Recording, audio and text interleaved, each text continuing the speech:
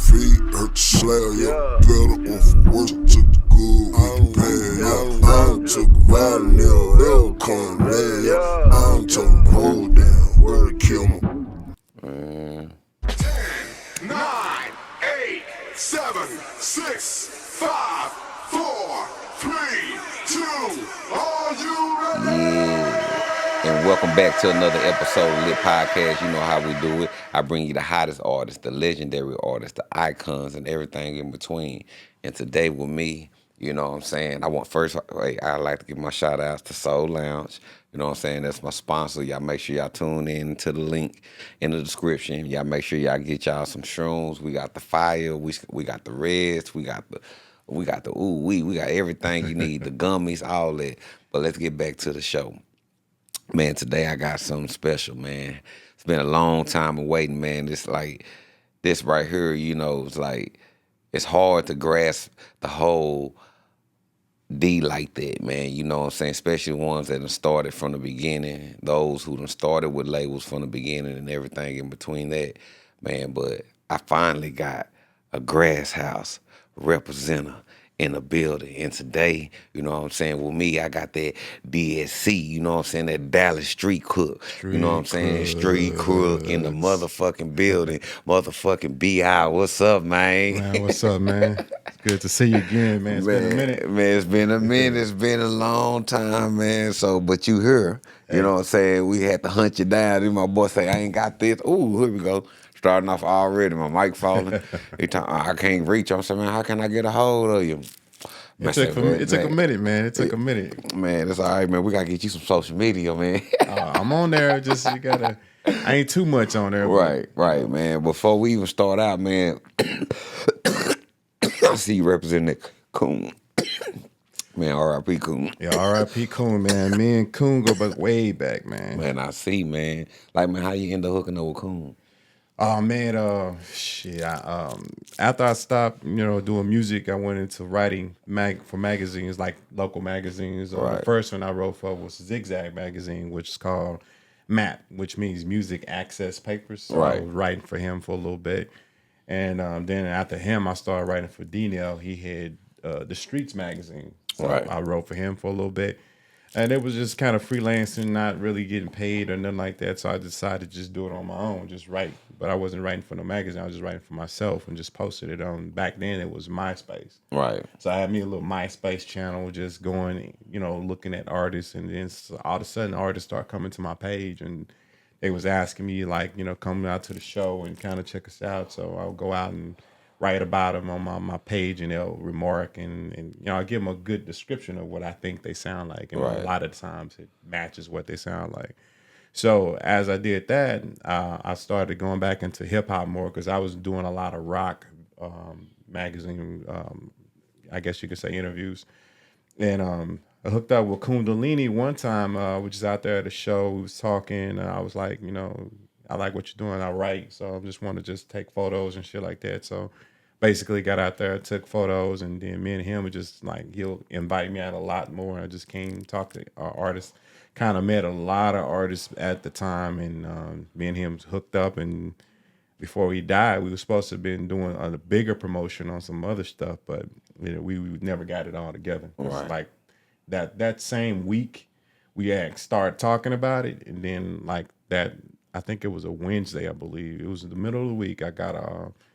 I called him, and I think that his mom picked up the phone and said he passed away. And then I was like, dang, that was it for that, you know what I mean? So I had to do something different. But that's how I met him, man. Me and him, we had some big plans, but we didn't get a chance to do it. Man, rest in peace, Coon. Nah, facts, man. It was a good dude. He touched a lot of artists out here. You know what I'm saying? A lot of artists. You know what I'm talking about? For real. Yeah, he was basically he was almost that screw here. You know what I'm saying? Really, you know what I'm saying? Yeah, you know what I'm saying? So, like, let's get to you, man. Let's start it out, man. So, B-Ice. B-I-C-E. You know what I'm saying? Like, where'd they come about? The name? Mm-hmm. Oh, man. It means something. So the B means being, the I means in, the C means control, the Y means y'all, and the E means extremely. So being in control, y'all, extremely. So whatever I do, I want to be in control of it extremely. That way I have more control of what's going to happen. You know what I mean? Right. So I always went by that. I mean, it BICE, that all stands for just being in control, y'all, extremely. So whatever you're doing, make sure you're in control of what you're doing. Don't let nobody dictate how you live your life. Facts. So facts. be in control of it. So that's how I came up with it, and it just stuck with it, and people shorten it to just BI. So Right. like people who know me, like back in the Gap, they'll like, yo, BI, what's up? You know what I mean? So Right. everybody know me that All about right, BI. BI, you know what I'm saying? I Yeah. feel it. So where you from, man? Originally, I started out, man, I was born in Terrell, Texas, to be honest. Okay. We moved here when I was like 5 years old. We moved to Oak Cliff for a minute, and my mom, she had 6 kids, so we kind of moved around a lot. So moved to Oak Cliff, then South Dallas, then back to Oak Cliff, then we ended up in North Dallas, in Lumesco Village, the projects out there, man. So we moved out there when I was about I was still in elementary, man. So I had to been like 7, 8 years old when we moved out Right, there. right. So it was a whole different. Like back then, it was nothing but Hispanics and Asians at the time. So it kind of opened my eyes to different things. You know what I mean? Like the Right. cultures was different. So, but as time progressed, man, a lot of the Asians moved out first, and then the Mexicans moved out first, and then it was nothing but black folks at that time. Right, right. So what it was like living amongst the Asians and the Mexicans at that time? Because Little Mexico, especially that area, and, you know, AP, Arlington Park, and all that. That was, you know, Maple Projects. Yep. That was always on the news, or it was always on. You remember the show Gerardo? Oh yeah, Yeah, yeah. yeah, That Mexican dude, yeah, yeah. yeah. He used to always do specials Oh over yeah. there. You know what I'm saying? So Man, you tell you, man, New Mexico was the shit back then, right, man. Because, they had Cinco de Mayo and Pike Park was the shit, man. That's why I learned how to hoop a lot. You know what I mean? It was fun, man, because like I said, I'm used to just country shit like soul food and all that right, stuff. But when I got around a different variety of people, it opened my perspective on different foods, different languages. I learned how to speak Spanish a little bit better. I learned Laotian a little better. I would just just inversed in these different races and cultures, man. It was right, fun, man. And Spanish culture was my shit though, because like my mom, she became friends with one of the ladies over there, and like her son was like, he actually became a big time drug dealer, but he went to prison for a minute and came back and left it alone. But he was like our bodyguard at the time, right. because he wasn't nobody would fuck with her, because his mom was, and my mom's a friend, so anybody fuck with us, they were fucking with him. So Okay. yeah, so Yeah. Shout out 2 times. You know what I'm saying? nah, facts, man. So like, what intrigued you about music? You know? Shit, man. To be honest, I was more of a poet. I mean, I like to write poetry, and that's one of my favorite things to do. I actually got a book out on Amazon, to be exact. It's called Serendipity, Right. and and the poetry from there, a lot of it came from when I was in high school. You know what I'm talking about? Just like going through heartbreaks with certain female, just living the struggle. You know what I mean? All that shit just kind of compiled into poetry, and the poetry became music. But it didn't really start out as music. What DSC started out as just like 3 niggas just wanted to, just have each other's back. You know what I Right. mean? And it grew from there, like from 3 to like 20 Right. real quick. And then that 20, the 3 that started it, one of the main kids, Nappy, he was a rapper. And then Larry, his cousin Nugget, at the Okay. time, he was a rapper. I wasn't really rapping, but poetry and rap to me is almost the same thing. Right. Right. So then like, hey, man, let's stop being, we was hanging around with a lot of Bloods at the time. So we was just really banging, Right. being badass kids. And we just trying to get out of the streets as young teenagers, basically 19, 20 years old at the time. It was pretty young.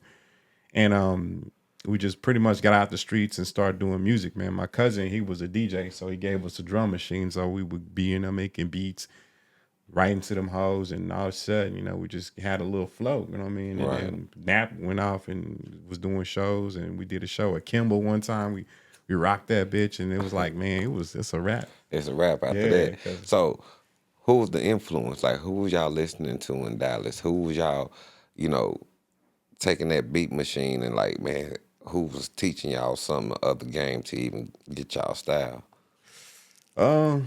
Man, I personally I was into like a lot of Rakim at the time and Okay. DOC at the same time. Okay. Because the kid that used to cut DOC hair lived in our apartments. His name was Junebug.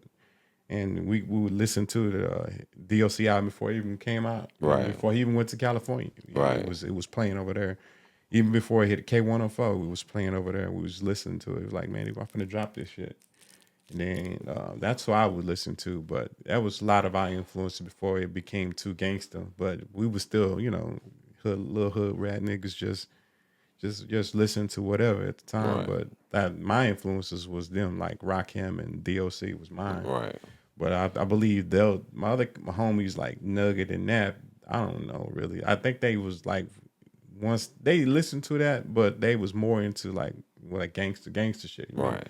Me, I was a lyricist. I wanted to just make sure my rhymes were something that people have to go back and listen to and be like, oh, that shit was dope. So how do y'all three connect? Like, you know what I'm saying? We're Nugget and Nappy at. Man, Nug, he went.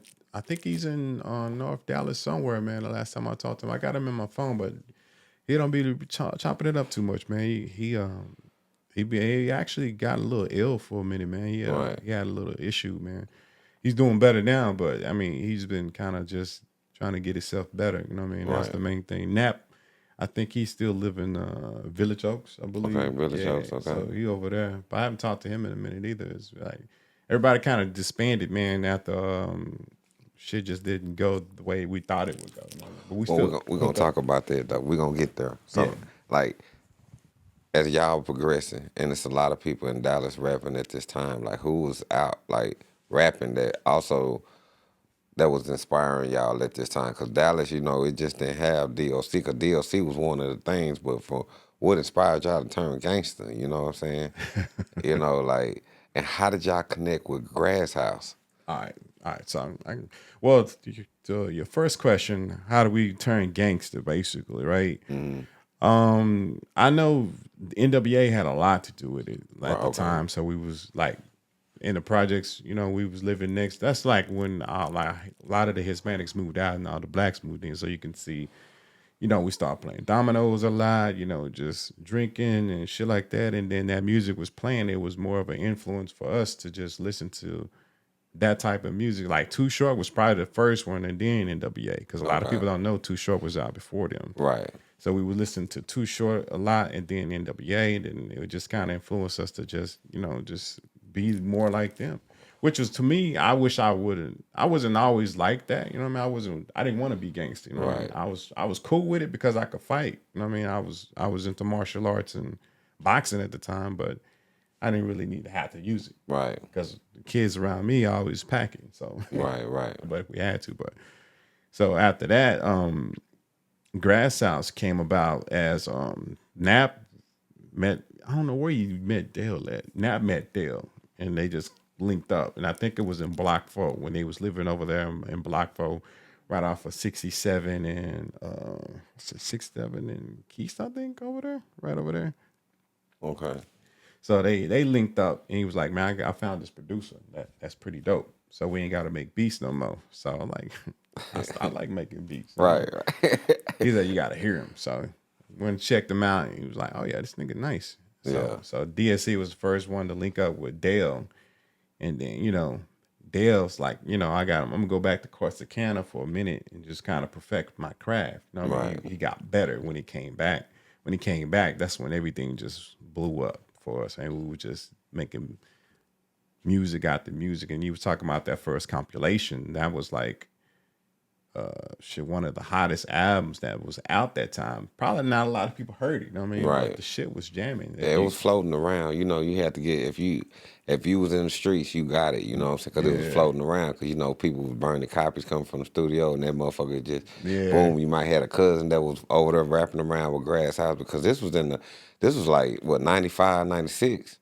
Yeah, you know what I'm saying? 95, 96 or so, you know, right? Yeah, about 95, 96, you know what I'm saying? So it was floating around, you know what I'm saying? So, like, at this time you meeting Dale, So it wasn't no Grass House. Basically, this is y'all. You Now basically that's when Yellow came back. That's when he came back with Grass House. When he okay. went to Carson County, he came back with Grass House. Grass House Music was the shit, and that's when that started. That's Right.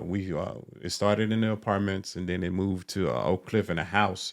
And when we moved to Oak Cliff in a house, close to Marsalis, right off Marsalis, and that's when music just started flowing out. Cottonmouth came through there. That's when Big Chief came through there. That's when the Young Hustlers first came through there. That's when the shit really got bigger. Right. That's when it got bigger. You know what I'm saying? So like, what was it like? Cause like Chief was dropping some stuff through Grass House, Yeah. especially Young Hustlers. Yeah. You know what I'm saying? Like, what it was like in that atmosphere. You know what I'm saying? Like, Man, you talking because this about was before Chief was, he was Don 14 at the Chief. time. You Yeah. know, He was right? like 14 at the time. And he had that high pitched voice, but he got a mean ass flow. But the atmosphere at the time, man, it was like nothing but love, bro. Real talk. Cause at the time, like I said, we were still niggas that was still banging. Like some niggas in there was Crips, some niggas in there was Bloods. Right. But we all came together because of the music. You know what I Right, mean? So we right. was like, man, you ain't got no time for banging, man. Let's just go get this paper and then just Right. make this music and see what we can do with it. But it was like nothing but love, bro. You know what I mean? It's like with Dale making the tracks and these niggas that can really, really rap. You know what I mean? And if you couldn't rap, they gonna tell you. They gonna like, man, nah, that shit trash. You know what I mean? Right. So who was all like part of Grass House? Oof. Oh man. Cause it was a fleet of y'all. Because there was a lot of people on the Grass House. I remember John Doe was one that stuck out. Yeah, that's DSC. He was Grass out too. So let's see if I can name them. I don't think I can name them all. There's too many of them. Man, dang, it was that many through Grass House. Yeah, it was a lot. Golly. Let's see. You got Young Hustlers, you got Pharmacy, you got AMP, you got DSC, you got Lilo went on her own, but she was DSC too. Big Chief, some cats out of New York came through there, which was called the Pentagon, which some nigga was dope as fuck. Damn. Black G, he was part of DSC too because him and Nap were cousins. Right. But he had his own shit though. He was still him and he was making tracks too. Damn, it's so fucking many. I can't. Shit. A bunch of singers, a reggae artist named Ion came out of there. He was pretty dope. Nigga shit is dope as fuck. Nigga named Sammy was a singer too. He the song called "Everybody Want to Smoke with Me." That shit was dope as fuck. Right. Yeah, Sammy. Yeah. Yeah, Sammy. Mr. Wiggins. Oh yeah, Blockhead. Yeah. Mr. Wiggins. Yeah, Mr. Wiggins. Mothello. Mothello. Yeah, AMP. Man. yeah. Shit. Man. Like I said, I have to go back and Right. look at all the shit that So we there was done. a roster. Oh, Yeah. and Cello Muscle. Yeah, Cello Muscle. Yeah. Cello Muscle. Yeah, yeah. That nigga was the shit. Yeah. Big Dank King. He didn't come through us, but he recorded at our studio at one time, and then we linked up with them when HHP. yeah, Big Yeah. Dank King, yeah. They did their shit. Yeah, man. shout out Big Dang King. Yeah. Oh yeah, Big Dank. Yeah. Me and him had a lot of intellectual conversations, man. I just like talking to that nigga. He smoked a lot, but that was his thing. He was like, bro, I think it's smart. Like me and Dale would talk all the time about we would always talk about I was into a lot of rock music because that's when I moved to New Mexico, the Hispanics there, they listen to mostly rock music. So Okay. that kind of got me into rock. So I was telling Dale about this particular rock band, this band, and he started listening to this shit. He was like, this shit jamming. Right, Yeah, right. you just gotta open up your mind and see what you get. And when he started incorporating it more into the So when the Grass House started getting real serious, because I remember when everybody started coming through, but it wasn't really too many people that had albums until I want to say 98, 99, 2000. Yeah. The first album, like I said, the compilation was when it was really real because everybody was pushing that motherfucker. And we did good with that compilation, Smoke This compilation Smoke to be This exact. compilation, Yeah. right. And then we put out a series of compilations after that. I think 3 more after that. Mm-hmm. And then after we did that, that's when I think Young Hustlers did their album first. I was pretty dope. And then What was that? Starts down. Starts down, yeah. And then DSC did Who You Think You Be. Who You Think You Be. And then Pharmacy, and then at the Pharmacy, it was a cat named Phantom came out of there. He was pretty dope. Oh, I forgot Zigzag Jones. Zigzag Jones. Zigzag album came out actually before ours, because his shit, I still jam that shit, man. Right. Yeah, that nigga shit jamming like jamming like one. Yeah. I have to give you a copy of it, man. You know, I got all that shit, man. Man, you still got some of that. You still got some of that Chifa shit. Hell yeah. Man, I need that. I said it. I need me some of that. But Chifa had some shit that people didn't even hear. Yeah. You know what I'm saying? It's some thorough shit. Like when Chifa was really eating, like, yeah. Look on that DSC page. It's one of his songs on there with when he was with Hoodlum Tribe. I could say that's what it was. Hoodlum Tribe. Yes. There you go. Hoodlum Tribe. Oh yeah. Let's talk about it. This Dallas history right here, man. Matter of fact, I'm gonna take you back, man. We're gonna pray real quick. Let's pray. This real tight ass shit. Yep. This shit that's gonna fuck other niggas head up. You know, fuck these folks head up and everybody head. Yep. Baby. That's that shit. Say, nigga about to lace you up, let you take off. That's the first compilation right there. Ready to get in the zone, baby. Yeah. 1,000 years of pain. In this generation, what is there to gain? False prophets begging us to worship their name, only to be engulfed by the flame. Computer chips under my skin, affecting my brain. So when I see the world being deceived, I can't see the rain. I know the millennium is near, so I gotta get on the train. This devil in sheep clothing is the one trying to derail the world train. Lucifer or Satan, both are the same. It's a slaughter or a setup for this new world order. Cameras on each and every corner. Martial law is upon us. 666, the mark of the beast. Without this mark, you can't buy, trade, or sell. But with this mark, you're headed straight for hell. See, my soul and your soul have to be saved, so we can take the righteous path and not be misled. So let's bow down in the grass house and pray that we touch the Holy Spirit soon one day. Yeah, bow down, niggas. The motherfucking grass house and this bitch. Man. You know what I'm saying? I remember when that nigga dropped that man. That shit was fucking dope. Man, that was Tops actually singing that verse. Okay, that was Top. There was a poet. The dude was a poet. It was a poet, and then Top was the last one singing. That's so much pain. Yeah, there's so much pain. That right. was Tops. You know what? You messed my head up too when you was telling me. You know what I'm saying? That T-Bone from West Dallas was the one. DSC. Man, I didn't know that T-Bone was DSC. Yeah. Golly, how did he become part of DSC? Because DSC is bigger than just the three, right? Yeah. So how big is DSC? Like I said, almost like 20 of us, man. I know we was like the Wu-Tang clan of Dallas, to be honest, man. Because if you like when we go to a club, it's gonna be at least about 10 or 15 of us at any given time. Right. Even when we're doing shows, even niggas who didn't even rap, they was part of DSC. That's how it was. T-Bone, man, he was just like him. It was T-Bone, John Doe, and Black. Them the three niggas that always was together.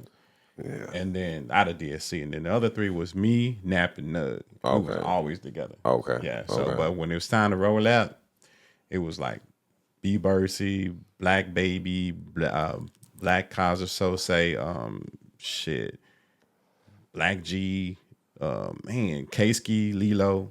All the crooks, man. Like when you say crooks, before like Stony Crooks, before them niggas was out, you say crooks, you already know. You like you fuck with them niggas, it's a problem. You know? Nah, facts. I remember that. You know what I'm saying? Because we was on that. But see, it was like it's crazy because it's like it was crazy because that was a pivotal time. I'm glad you said that because right at that time, Pookie and Lucci, like right that 9-9. You know, that K-Rock, you know what I'm saying? Then that Pookie drop and then that Lucci drop, you know what I'm saying?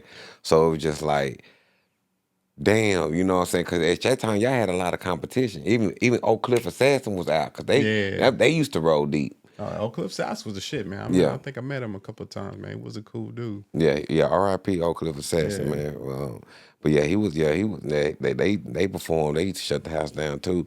But y'all came out the storm though. GrassHouse made a real stunt with Young Hustlez did. What was that?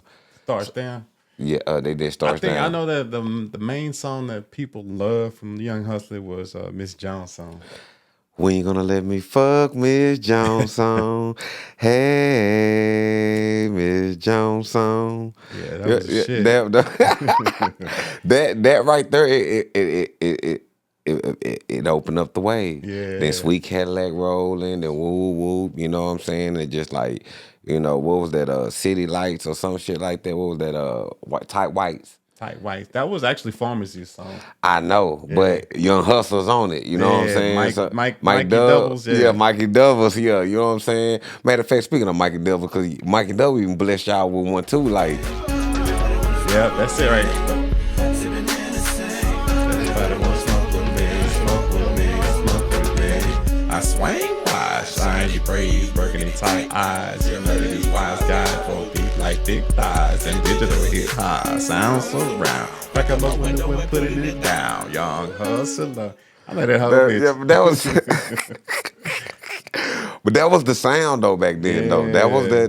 that was the sound back then. Like motherfuckers, you heard that? Like nigga, I know we used to go, nigga, man, go to the mall, go, hey, say man, let's cop that Redbird. I always kept a copy. You know what I'm saying? I'm gonna Yeah. tell you that. Shout out to Redbird. You know what I'm saying? Absolutely. Yeah, for real. Redbird, I always kept a copy. They were gonna keep us up on GrassHouse. Like so, after all that, like. And all of y'all doing this and putting this work together because y'all traveling now, y'all got, certain artists got their trucks wrapped and all this stuff like that. Where did Grass House go? Where'd it go? Man, that's a story, bro. I think we talked about it before in prior conversations. It all, man, it kind of like the money wasn't right, I guess, because a lot of the things we did do, we didn't have any proper management. You know what I mean? Right. But like me, I was trying to manage as best I could as a youngster, but that wasn't something I was good at. You know what I mean? Right. Even though I wanted to try it, but it was like it wasn't working. We needed a true manager that knew the business more than us niggas that come off the streets. You know what I mean? Right. Not that I wasn't not up for the challenge, but it could have used a better manager than me because I wasn't the one. Right.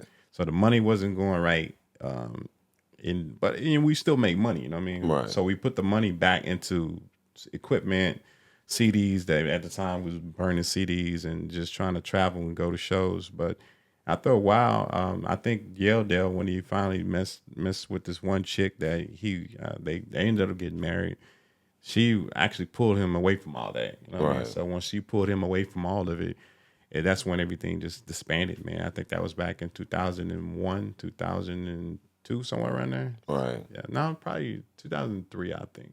That's when it all, everybody just kind of went their own separate ways. And we went to another studio and was dropping music with them, but it wasn't the same, you know what I mean? Because, you build, all those years, you building up this family, you know what I Right. mean? Like, we was like, when we go to the studio, it wasn't nothing for a nigga like drop, like, hey, I'm bringing something to eat, you know what I mean? Well, who's all there? Anybody needs something. It was just like a family, bro. Right. That's how GrassHouse was. That's how the Crooks was, man. Because really, most of them niggas in the Crooks were family. You know what I mean? Right. I was just the one of those niggas that just like a solo nigga that's didn't really have family in it, but I was family to them. You know what I mean? Right. So we kind of all grew up together. So, but when it disbanded, it was kind of bittersweet because we was really wanting to finish what we started, but it just, I mean, it was this time to do it. You know what I mean? So now we got other ambitions. Like I said, I started writing after that. I started doing magazines, and now I'm into movie and film and shit like that. So Let's talk about that. So the movies and film, like, what inspired you to get into this movie? Because now I see you bringing out the film, you bringing out the cameras. You know what I'm saying? Light, camera, action. You know what I'm saying? So what is that experience like? oh man, I'm gonna tell you, man. Like I said, when I started writing, I'm good with contracts. Basically, I do business plan, marketing plans for people that I know. And Mr. E happened to be one of the dudes I was messing with back in the days. Right. Like, he was a youngster at the time. He was trying to do his thing. He was producing beats and shit. So I sat down with him and just helped him with shit. You know what I mean? Just Right. little shit to make him just keep going and keep your business going. Right. And so he came to me like, man, I'm finna do a movie. I mean, this is Triple D to the first one. Right. He's like, can you help me with the contracts or whatever? I said, man, I got you, man. So that's kind of my beginnings in the movie industry. So we did that. We got a good deal out of it. They did the movie, and we premiered it, and it was a dope ass premiere. I was there. I was tired as hell, but I went there, and then a couple of years later, came back with Triple D, The Revenge. So same thing, contracts, put it all together, have people look at the marketing plan. They loved it, and put that hoe out too. And Right. so once we did those two movies, I was like, man, you know, I was already in the mindset of directing. I wanted to be a director eventually, but Right. working with him and being behind what he's doing, I understood the business better. Right. And so as I wanted to progress, I actually got involved with another guy. His name London Williams. He's a big old film producer. He actually out of Pleasant Grove back in the day. I don't think he still live in Pleasant Grove, but he's been doing big films. He's been on BET. He actually put together like the plans for concerts for Jay-Z and all these big artists and shit like that. And I'm like, damn. So I told him, I said, this is what I want to do. I gave him the direct avenue I was going to take. I said, first, I just want to just learn how the film industry goes, right?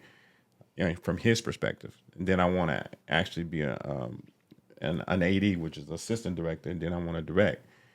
And I bypassed all that. So he just put me on set and just say, look, I want you to be a PA, which is a production assistant. Just go around and just learn everything you can learn as you go. And this is a movie that will be coming out. It's a martial arts film, and it's a big ass budget film, probably like a couple million for sure. So he put me on there, and the shit is dope. This Vietnamese guy. His name is Peter Pham. He's out of Vietnam. He's like one of the super, I wouldn't say super, but he's a really known martial artist in Vietnam. He has a bunch of martial arts films. So now they're bringing them into the States so that they can introduce them to people in the United States. So his film is called Operation Crossbow, and that's the one I was able to be a PA on to learn. Okay. So we went out to West Texas to film. We got a couple shots out there, beautiful out there in West Texas. Then we came back to Dallas. We filmed in in a big ass building downtown, which is pretty dope. And then we went to North Dallas off of Harry Hines, and we filmed this car warehouse, which is, man, magnificent Bentleys, all kind of crazy ass badass cars. So we filmed in there, and the dude is dope. You can actually look him up on YouTube and see his shit. And it give you the trailer of that particular film.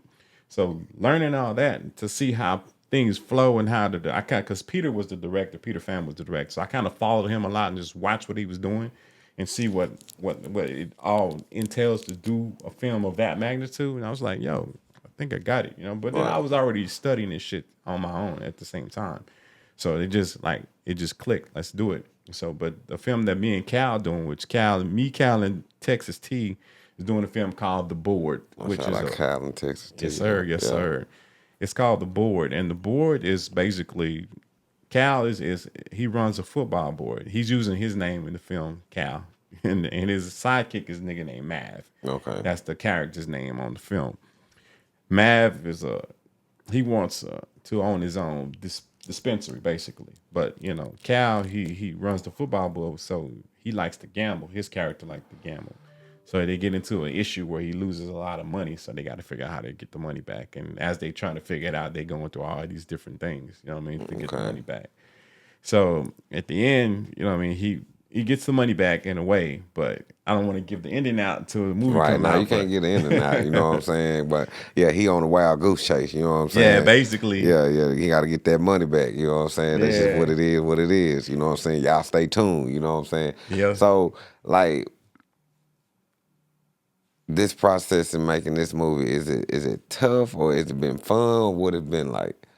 Well, since this is my first time directing, which I'm cool with it. Like I said, I think I'm a natural at it because I like to organize shit. You know what I mean? So I know how to set, do my locations, my casting. I write it, and then I just have a vision. But the vision mainly is Cal's vision because it's his story. So I'm trying to make his story. I mean, how he wanted it to be. But I mean, you know, there's going to be some things that he might not like, and you know, I might not like, but we'll get together and talk about it, and we'll sequence it down. Like we'll put it all in scene orders, like which comes next, and if there's something that you want to remove, just remove it from the scene and add something else in there, but making sure it flows within the story structure. But it's been like, to me, it's been a great experience, and like from the beginning, it was tough. Our first shoot was pretty tough because it was my first time directing, like being on a set as the director. But when we got through it, because what helps mostly is the actors that you put on set. And like, since we ain't paying nobody, because this is a no budget film, we gotta film when we can. We gotta film as much as we can. We gotta make sure the locations ain't gonna charge us. You know what I mean? Like, you gotta be, the story gotta fit your locations. Like, if the story says you at a mountaintop somewhere in Nepal, you can't afford that. You know what I mean? So you got to write to where you can afford. And that this story basically ranks to where we can afford to do. Facts. Yeah. So in this first scene was pretty dope. It took a long time, but we got through it. Second scene was smoother. Third scene was better. The fourth scene was even better. Because the fourth scene was where we just filmed Saturday. So like, most films are full films are 90 minutes long, right? So we're trying to get this to 90 minutes long. So when you're writing, you got to write to the point where you're calculating your minutes on each scene. So you got to understand that process. So if you don't understand how many scenes you might need for this particular film, it's going to probably be like 20 scenes. That's going to get us, to 90 minutes. You know what I mean? But it's fun, bro. I'm telling you, man, I ain't never had such a good time. And like, when we filmed Saturday, and I was telling you this earlier, how I know it's going to be funny is like one of the lines that one of the actors, the female actor, said. The other actors was laughing. It was supposed to be a serious moment, but they was laughing because of what she said. So it tells me like the shit gonna be funny. It's gonna be funny. You know what I'm saying? I see y'all got your clips out and everything. Oh man, we trying to do it. Yeah, do your thing, man. Like, so let's talk about too, like, when you get this thing done and you get it packaged up, where you shopping this to? First we're gonna do I like one of my friends, we filmed at his restaurant. This white dude, his name Howard. He owns like 3 restaurants. And one is two of them is 2 burger joints, and one is a full-fledged upstairs and downstairs like Louisiana style cooking. You know what I mean? Okay. It's called Local Tap. And we're gonna do a private showing there. Like, only a couple people will know about it that I'm going to invite, and Cal's going to invite, maybe Tex invite. They'll be able to see it. And we're going to kind of see what the audience says, if they like it, if we need to change something before we even put it out. That we kind of get an idea. So, but who we going to market it to as far as streaming services, we hope, like, so we're using the cameras, like, with Amazon Prime, they give you a parameter of what you can use as far as sound and camera. And it's got to fit their parameters. Yeah, exactly. So we did that. So hopefully, if everything, because Cal is doing the editing and the cutting and all that stuff, and what I've seen so far, it looks good. So if he does everything, edit it right, and it flows, and he sticks to the scenes sequence, we should be fine. We should be able to get it on Amazon. Right. But if we don't, then Tubi will take it. But Tubi got to pay us a good amount of money. Right. I ain't tripping on that. But so, and that's what you do. You do the contracts and for getting the money, and that's the same thing you did for the Triple D and Triple D Revenge. Yep. So what is that process like? Like shopping the movie to get the money, and is this the money for? You have to shoot the movie in order to get the money, or are you getting the contracts to get the money to shoot the movie? It could go either way. You know what I mean? Okay. It all depends. Like, typically you want to, this is what in the film industry you do what's called a proof of concept. Right. And it's basically you filming it like almost a trailer. You didn't even finish the whole film, but you film enough parts where they get an idea of what the film is going to be like. So that's called a proof of concept. So if you get a proof of concept together, then you can shop that to like investors to see if they want to invest in the movie. And what I've learned when you try to get an investor in the movie, the investor got to understand that the movie may not make money. Right. You might not get no money back from it. So either you're gonna invest in it with the knowledge you won't get paid, or you can invest in it and try to figure out how you're gonna get paid. You know what I mean? Right. So what I did with the last 2 contracts is I gave them like a percentage chart of how, if we make this is what you'll get. You know what I mean? And you get 3 options out of that percentage chart. You can Right. choose one you want based on your investment. So the Triple D number 1, they chose an option that if they invest 50,000, they'll get X amount of dollars back. So Right. that's how it basically goes. But it all depends on how you want to do it. And the logical way to do it is just to film it first. If you have a script and they can read the script and they believe in it, then you'll have somebody to invest in it from there. Right. Like boom, yeah, I'm gonna give you the money for this because I love this. And plus, you gotta have your name out there. People gotta know you. Right. If they don't know you, it's very hard. It's very Right. hard. So that's why I think I have kind of an advantage because I know people already in the industry because I've been making contact. Right. So without making contact, you won't be able to even really understand how to get investors. You know what I mean? Right. Right. But yeah, in my opinion, I would rather try to give them the script first so they can read it and then make a decision. And plus, you got to have something tangible for like what you've done in the past. What have you done? Like if you ain't did shit in the past, so I really don't know anything about you. Right. What's your name? Like if your name is not in the IMDb, which is like where all actors shit is at. Right. If your name is not in there, you really not known. So Okay. luckily for me, my name is in IMDb. Okay. So because of the Triple D movie. So now I can talk to people about certain things I like to do, or this is my ambitions. I want to be a director, blah, blah, blah. And I can do all those things and still do it because I got my foot in the door and I know how to get things done. So Okay, let's talk about the Mavs. Okay, you know what I'm saying? Yes, sir.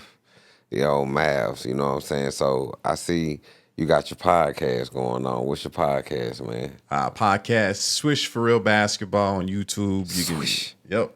You know what I'm saying? Yeah, straight swish, you know what I'm saying? So, and I see you got Boogie Bob Boogie on Bob. there. Boogie Bob, the motherfucking Dallas legend on there, man. That's crazy, man. And we was talking about this off camera for my viewers. How did you and Boogie Bob link up? Man, Boogie, that's my guy, man. You talking about a guy who knows basketball? Right. Boogie is the one, man. Boogie, me and Boogie linked up because I used to coach youth basketball back in, because I had, my wife, she wanted to, let me give y'all the backstory. I didn't want to coach basketball at all, you know what I mean? So we moved into Arlington Park, AP, in the hood, basically, where our kids were in elementary school. So when we first moved there, because we moved from Richardson to there, I mean, because we lived in a house. Well, we was renting a house back then because we were still young, and our kids were like babies at the time. So, but they was going to elementary by the time we got there. So anyway, the hood was so bad at the time, my nigga. It was like it was fights every day, niggas just fighting all the time, and my wife was like, I don't want my kids out there in this shit. I said, I get it. I mean, so let's keep them in the house. She said, I don't want to keep them in the house either. So the rec center was, the summertime was when the shit was really going down. So the rec center had a little basketball program that they was trying to start. Right. So my wife goes down and I'm like, okay, I'm finna gather up all these kids out here and we finna go teach them basketball. So I ain't, no, I'm good. You can have that. Because I didn't want to deal with all them kids at the time. So she said, fuck it, I'll do it myself. So she went down there. And it was like 30 kids showed up, bro. 30. It was like really, literally 3 teams. Dang. 3 teams that was down there. And she tried it for a good week or 2. And then she just like, you got to come out here and help me with these kids. I was like, man, I don't know anything about coaching, which I really didn't. So I went out there, I did some studying. And before I jump into anything, I do my study. So you gotta study. Yeah, study, a little bit of psychology studying, the kids and all that shit. You know what I mean? I did it all before I even went out there. So then I structured it. And then once we structured it, she took a team and I took 2 teams. Okay. I mean, so I had the older boys and then like the kind of younger boys. So that we practiced all the time. And then, man, we got so good. I mean, it's my first time coaching. I ain't never coached basketball. These kids went all the way to the championship, bro. That's how good they were. That's how I mean, with the shit that I've learned, how to, everything. I was a hooper anyway, so I was naturally hooping. So I know how to teach them how to drop step and crossover and all that shit. But as far as running plays, moving the balls, all that stuff like that, that was something I had to learn to teach them. So as I learned it, I taught them, and they learned it, and they made it all the way to the championship to lose by 2. Lose by 2. Not by 2, the motherfucking Mighty Ducks, nigga. Man, them little kids. But you know what's crazy though, man? Once me and my wife did that, bro, the hood changed, bro. Right. It became quieter. Wasn't no more fights. Everybody was just cool, and like, you know, they start calling me, you know, my real name is Mike. They say, Mr. Mike, Mr. Mike. Right. Like, they just, like, even the hood niggas, man, they was like, bro, because we was helping they little brothers and shit, you know, become better. I mean, I grew up in the project, so I get it. I mean, I had to go through. Like I said, I learned how to box, and I learned martial arts just to even be able to handle myself. You know what I'm talking about? So people wouldn't fuck with me after a while. They're like, this nigga know how to fight. It is what it is. Right. Yeah. No, so nigga discipline. Yeah, but I didn't want to fight a lot, man. But I had to, man. But it is what it is. But like I said, we taught those kids how to play basketball. They, you know, I told their parents, I don't gonna whoop your kid's ass. And you're gonna have to get them or something. But they was like, yo, whoop his ass. You know what I mean? He's like, but I think it was only one kid I had to pop. You know what I'm saying? That nigga was bad as fuck. I didn't even say his name. Back then, them parents let you, get his ass, turn his ass up. Shit, they gave us a go. Like, man, there was only one kid I had to get, but they mamas knew, like, hey, Mr. Mike, I ain't gonna play with y'all. And they would, you know, after that, the kids would come over to our house and kick it with us, man. And my kids were comfortable. And you know what's one time too, bro? This is crazy too, man. My kids, you know, I was making a little money at the time. I had a nice little job. Still had the same job, but we would buy our kids good shit. You know what I mean? Just even though you're in the hood, that doesn't mean you have to live like you're in the hood. So we took off, I think, to out of town one time, and we came back like that following day. Our house got broken into, right? So check this out though. My wife gets on the phone calling all the homegirls in the hood, right? And then all of a sudden, they find out who got it. So it was a bunch of shit was stolen. It was really my son's Jordans, his Xbox, all that shit was gone. Right.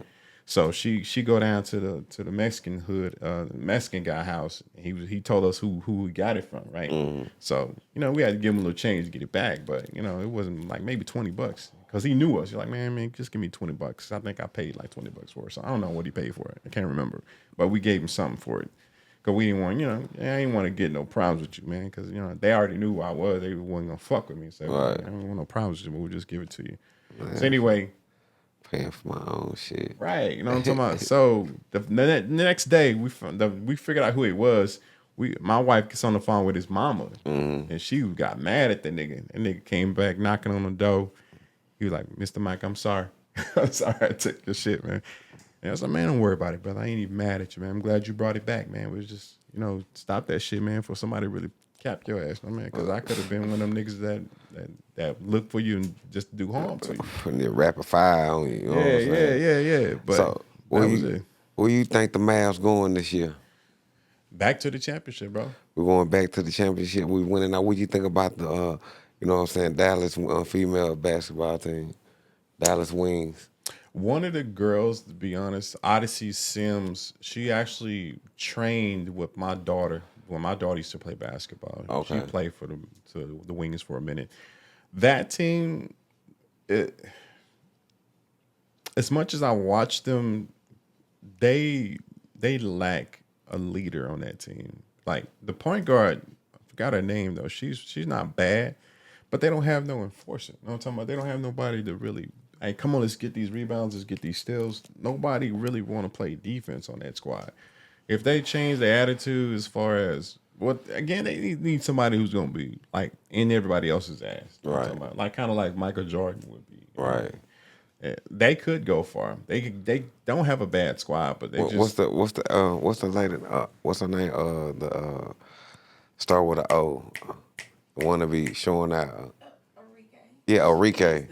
Yeah, Enrique. Yeah, Enrique, man. So, yeah, that's the guard, right? Cyberlink. Yeah, but Enrique, golly, boy, Enrique though she's carrying it though. She can't do it by herself, though. Yeah, right. She can't do it by herself. She need that Pippin and that Cook coach. You know what I'm saying? She need them ones in that corner. Yeah, you know.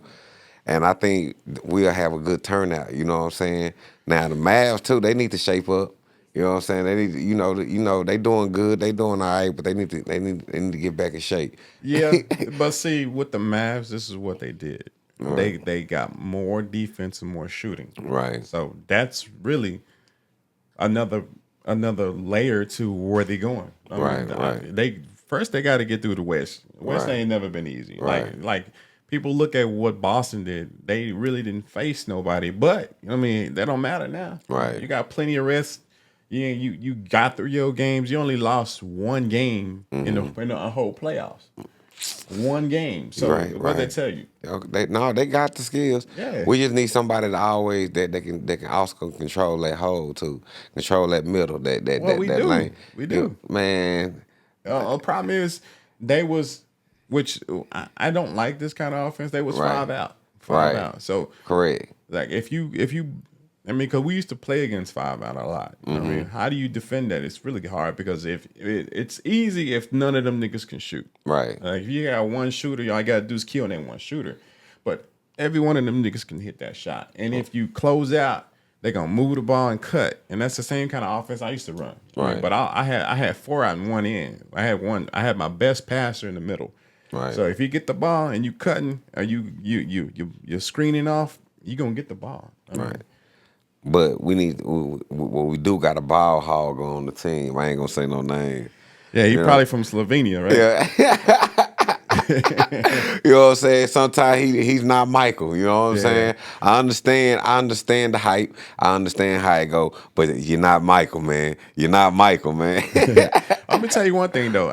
I said the same thing for the first few years he was here. Right. And the reason why I said that because it was true, and he had to. Right. You know what I mean, because who else was gonna do it? Right. I mean, even Dirk was giving him the ball at the time. Right. But with Kyrie, now it was like, who wants the ball? You know what I mean? Right. You wanted Kyrie because he got somebody to rock with. Right. He know Kyrie gonna get a bucket. But before Kyrie, you had Jalen Brunson. Jalen Brunson get you a bucket, but if you had to choose between Kyrie and Jalen Brunson, who you gonna choose?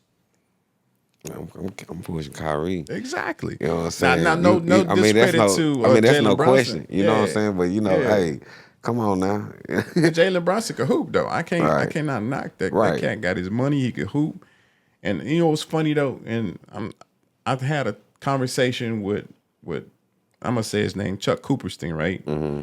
He's a Mavs. He's the voice of the Mavs. He calls the Mavs games on the radio. I texted him. I was like, before Bronson, when he was in free agency, I said, Chuck, I think Bronson is gonna go to New York because his daddy's now coaching out there. Right. And he was like, nah, bro. He didn't say it in that words, but he was like, this is not college. He's not gonna go to where his daddy is because his daddy's there. I was like, okay.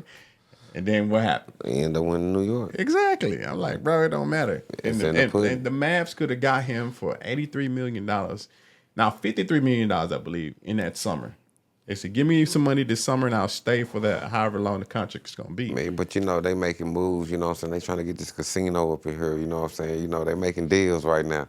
They doing other stuff. They got big stuff going on. That center might not be there that long. It might be, you know what I'm saying, put somewhere else behind, you know what I'm saying, Lou Steric or something, you know what I'm saying? Yeah, you know what the rumor is? Right. It's like, where the old Texas Stadium was? Yep. Is exactly where they may build it at. Because Right. they already putting the bridge over there and they're probably going to build a parking lot. It's going to have probably a theater and all that shit. Yeah, it's a lot of rumors going on. So, but think about it, though. Who just bought the Mavs? The lady from Vegas. Exactly. They own casinos in Vegas. But what's the name? He still got a stake in the Mavs, though. You know what I'm saying? He ain't just give it up like, he has, I think, a 3% stake now. Is it 3%? I could be wrong, but I know it's way low. Golly. Yeah, he's way out of there. He literally kind of sold the team, to be honest. Oh, man. Yeah. I mean, I love but Cuban, but we'll see. Mark Cuban. We'll see how this go. We're gonna see how this go, man. Let's ask you this question: who's your, out of all time Mavs, favorite player? Tyson Chandler. Golly. Okay, who was the all time 3-man on Mavs? Statistically, that would be Dirk, but behind him would be Jason Terry. Golly, because I was gonna say Finley Kid and Now Dirk shot more threes than anybody. I Yeah. think Luka's right behind and him now. Mashburn. Yeah, Yeah. I don't even want to talk about Jamal, Jason, and Jimmy. Man, we actually did a story on. Well, we didn't do a story on. We Right. talked about them on the podcast. Yeah, bro. okay. Like, oh, man, it couldn't be Tony Braxton didn't do that. Man, you don't remember Tony Dumas? Oh yeah, Tony Dumas. He actually wasn't he dating the girl that was on the radio for the K105? I think so. Tony Dumas was cold. Yeah. Man, if he wouldn't have blew out his knee, Yeah. golly, man. I think him and motherfucking Hardaway, and I'm talking about Penny Hardaway, Oh yeah. that would have been a run for the money. They would say him, Dumas, Hardaway, and Jordan. So that time, Hardaway, you got to remember Terrell Sprewell was also hooping too. Oh, man. But Sprewell came a little bit later, though, because, Sprewell came a little bit like with Grant Hill, But see, then that's the era though, because That is the era, though. That is the era, yeah. Because I think, what was that? I can't remember the exact year.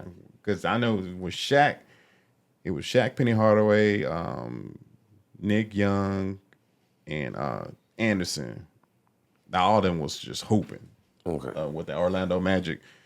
They had a squad, but I think Sprewell and I think Stephon Marbury too was actually in that era too. Oh, yeah, as Stephon well. Marbury, yeah.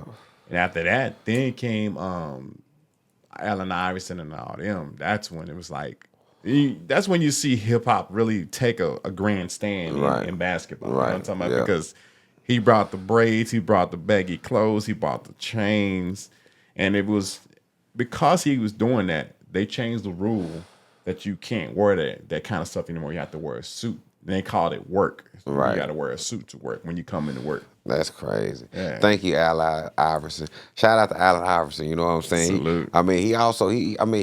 He broke a lot of stuff, man. He was breaking ankles when he first came in.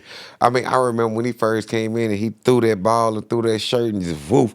You know what I'm saying? Even though we seen it through, hoop it ups and and ones. Yeah. You know what I'm saying? We was like when he did it. You know what I'm saying? In the NBA court, it was like, whoa. You know what I'm saying? And he just come back and he just. Woof. You know what I'm saying? It was just like, it was a wrap. Then, When he crossed over Jordan, that was when people really knew he could do it. Yeah, when Jordan, he slid back, Jordan was like, we were like, oh, nah. We were like, no, man. But Jordan came back and got him, though. Jordan came back and smacked the shit. Shout out, you know what I'm saying? I missed that era, man. But basketball's still competitive now, but it's a lot of rules that have changed. I think it's like, I don't know. It sometimes when I watch it, it look kind of funny sometimes. Well, yeah, the rule changed because you can't hand check no more. Right. Typically, you could put two hands on somebody Right. and just keep them from moving. But now your hands got to be bent elbow. So that's the only way you can check them. Right. But back in the day, nah, you ain't going nowhere. It's almost like playing it against a defensive back. Man, so we used to love that. You know what I'm saying? Just like, God, so now it's like, but it's cool, But everything I always take is challenge, man. But yeah, man, before we get out of here, man, it was like,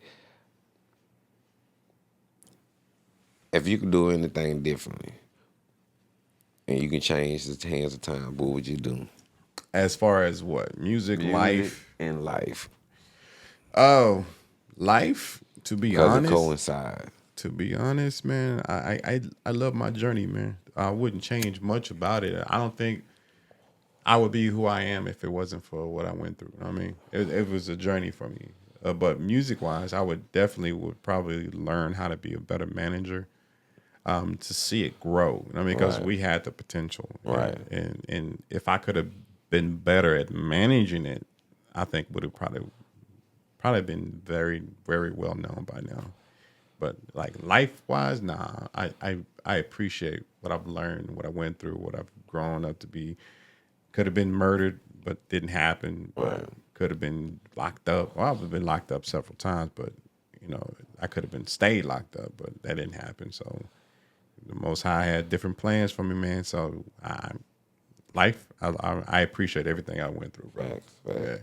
And Lilo was the first female and only female of GrassHouse, right? No, K-Ski. Oh, K-Ski. Oh, I ain't ski. He didn't know. I didn't. I thought, okay, so K-Ski and Lilo were crooks, both of them. all right, shout out K-Ski. You know what I'm saying? Where's she at? I think she live in Oak Cliff still. I haven't. She's still in Oak Cliff? Okay. Nap got her number. He be hooking Well, up yeah, with we her, gotta man. shine lights on them because you know that was like they was originated female artists. You know what I'm saying? Back in the day, that was kicking up dust. You know what I'm saying? So, yeah, you got to definitely shine lights on. That's crazy, man. He just opened up. Okay, all right, shit, yeah, that's what's up. That's what's up. Man, Ski can rap. You know she's actually from Chicago. Oh, Yeah, so she came down in Chicago. Her and Black dated for a minute, like when they moved over to, because it was Yelldale and Black they rented the house together, and you know that's where we had the studio at. That's where Cottonmouth came through there. Quite a few people came through there and recorded, and K-Ski and Black hooked up, and they did that thing there for a couple minutes, but they didn't last long. right. Yeah, that's pretty cool, man. I like I said, I enjoyed every bit of what I've done. I've learned so much, man, and it's got me to where I am right now. Thanks, man. Who's your favorite artist on GrassHouse? Really, to be honest, my favorite is Zigzag, man. Zigzag, Yeah, okay. that nigga there, you gotta go and listen to his shit, man. Shout out Zigzag. Yeah. You know what I'm saying? Zigzag Jones is my favorite artist. Zigzag Jones. And after him, it would have to be probably Nugget, because Nugget was one of the, because he was real political with his shit. You know what I mean? I think that's kind of where I got my, being political lyrically. But I was more spiritual too, man, with my shit. You know what I mean? I had like one of my songs is called Cemetery Visions that I did by myself. Right. And it's another one I did. Where's the Love is another one that's Where's pretty the dope. Love? Yeah. Mm-hmm. So that was two ones that were kind of spiritual. And plus at the time I was basically just, going through some child support shit, just trying to get my daughter at the time. It was tough, you know what I mean? But that a lot of that music came from that pain I was going through. No, facts. What you think about the new Dallas, the new scene, how everything going now, you know what I'm saying, the music here? It's very, I like it, man. Like with Yellow Beezy, he got a nice little shit going. It's been real, man. Him and Trap Boy Freddy's been doing anything. It's a lot of and Big X the Plug. He not too bad. Man, it's the Row Music. Can't forget about him. Right. It's like Dallas. Like people really be sleeping on Dallas. Right. Like a lot of artists out here, most of them really lyricists. You know what I'm talking about? Right. You know what I mean? If you really listen to them, just they got some flow, man. They got some really good talent. So I would put Dallas artists up against anybody, man. You know what I mean? Yeah, up against anybody. You heard that. You know what I'm talking about? Up against anybody. I second that. You know what I'm saying? So, if you was in my shoes, what question would you ask yourself that I didn't ask you tonight? Shit. Would that be a GrassHouse reunion? Will there be a GrassHouse reunion? And let's talk about it. You know what I'm saying? Will there be a GrassHouse reunion? Man, that'd be some dope shit, man. I think we'll do a badass show. That's really up to them, man. If they see this interview, man, shout your boy out, man. Shout out GrassHouse. Shout out Yelldale. You know what I'm saying? Shout out shout out GrassHouse. You know But you know what's crazy? Though I was talking to some cats that's from GrassHouse, and I want to do a documentary on it. You should. Yeah, after I get finished with this film with Cal, Right. I do have another one I got in mind I want to work on because we're supposed to be doing this. I'm actually working on that too as we speak, but it's just like bits and pieces. I don't want to go too far into that and kind of take focus away from this comedy. But it's going to be a sci-fi that we're working on. But once we finish that sci-fi, then I'm definitely going to start writing up this documentary and try to see if we can get some interviews and do that. Because like with the podcast, it's giving me an opportunity to kind of hone my skills. And but I mean, like when I was doing writing for magazine, I could interview. You know what I mean? It's no big deal for me to interview. So now I know how to structure it to where it fits film right now. So the documentary will be dope, just interviewing everybody, but you gotta gather all the people together to get it done. I mean, that's gonna take time. Yeah, cause you definitely got to get Chifa. You know what I'm saying? But I got Chifa in the number, so I can hit him up anytime. Then the old tribe back together. Hulu. But you know, one of the Hulu tribe's kids got murdered though. Damn, who was all part of the Hulu tribe? It was 3 of them. It was King, Chifa. I forgot the other kid name, but they were all related. Right. Yeah. Oh, they were all cousins? Yeah. Oh, okay. Yeah. Okay. And one of them got murdered, man. I can't remember where they found him, but I was like, oh fuck, now for real? Damn, that's crazy. Yeah. So man, that's gonna be a deep documentary. You know what I'm saying? Like, cause everybody, cause you got pharmacy, you got the Young Hustlers, DSC, the whole everything, Lilo, everybody. You know what I'm saying? Like, God, you know what I'm saying? John Doe, everybody. You know, it's like God. So, I remember when you did that interview with Bubba Luciano and you shouted us out.